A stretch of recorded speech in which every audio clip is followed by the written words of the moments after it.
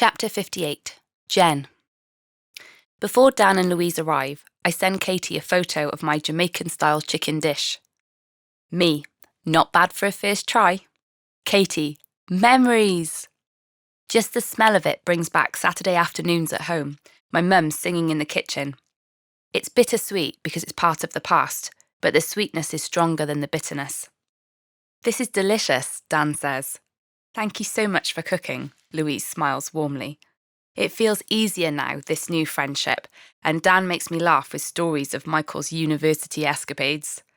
We were at this country pub by a river, and some guys had hired a boat to get there, but then they drank too much and ordered a taxi. Michael insisted on rowing the boat all the way back. You can always trust Michael to do the right thing. I was wondering if you wanted to set a date for the stag do, Dan asks Michael while we're polishing off the treacle pudding. Also, if you put me in touch with your chief bridesmaid, we could even link up and have the hen do on the same day.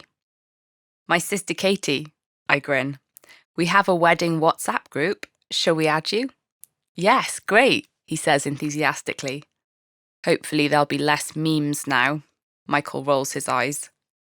How's the rest of the planning coming along? Louise asks. I show her the invites on my phone. We still need a photographer. Do you know anyone who won't charge a ridiculous amount? My sister's at uni and she's been doing a bit of photography, Louise says. She took some great pictures at our cousin's wedding last summer, though she wasn't the official photographer. I could put you in touch if you like. That'd be great. It actually feels like things are coming together. I thought it would be impossible. How's Grace? I ask.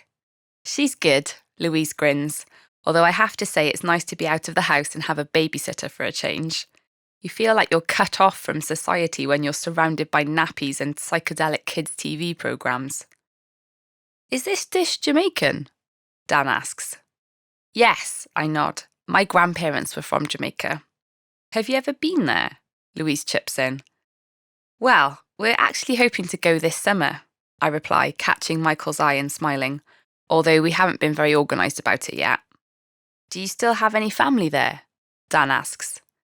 Probably, I answer vaguely. The trouble is, we lost touch with most of them. I pause to clear my throat. It's been 10 years since my mum died. There's a moment of silence, and I can't believe I actually managed to say it out loud. I'm so sorry, Louise says, laying a hand on my arm. It's okay, I say, feeling my eyes well up and grabbing a sheet of kitchen roll. I've been thinking about it a lot with the wedding. I start to sob. What a way to wreck a dinner party. There's a long pause as I try to pull myself together. I'm sorry, I apologise, sniffing and giving my face carpet burn from the roughness of the kitchen towel. You don't need to be sorry, Louise says firmly, squeezing my arm. Let me get you some tissues. She finds a box and I gratefully dab my eyes. Weddings can be really hard like that, Dan says sympathetically. You've got all these people around you who love you, and that's amazing. But you're always conscious if someone isn't there anymore, or if there's tension between different relatives.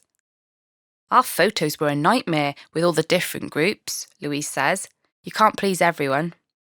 That's the problem, Dan agrees. It's meant to be your day, but other people have expectations about what the day should look like. Everyone has an opinion, Louise smiles. But maybe this is a good opportunity for you to get back in touch with family you haven't seen for a long time. Weddings can really bring people together. I think I could get Katie on the case. She's great at tracking people down on social media. I'll help you with those. Dan jumps up as Michael starts stacking plates. Thanks, he smiles. How about we make some tea?